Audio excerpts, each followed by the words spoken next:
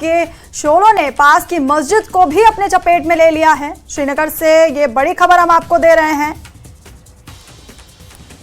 जहां पर गांधी कॉलेज के पास आग लग गई है। ये घर में आग लगी है और आग के शोरों की वजह से मस्जिद में आग के शोरों ने मस्जिद को भी अपने चपेट में ले लिया है। हालांकि दमकल की गाड़ियां मौके पर मौजूद हैं और लगातार आग बुझाने का जो प्रयास है वो जारी है।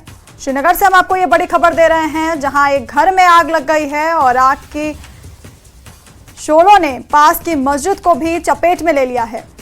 ये तस्वीरें आप अपने टीवी स्क्रीन पर देख रहे हैं। गांधी कॉलेज के पास एक घर में ये आग लगी है और इस आग को बुझाने के लिए दमकल की गाड़ियां मौके पर मौजूद हैं।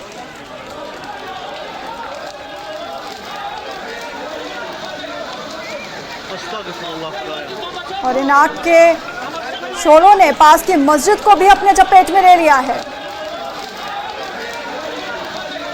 और आग को बुझाने के लिए दमकल की गाड़ियां मौके पर मौजूद हैं, लगातार प्रयास कर रही हैं आग को बुझाने का।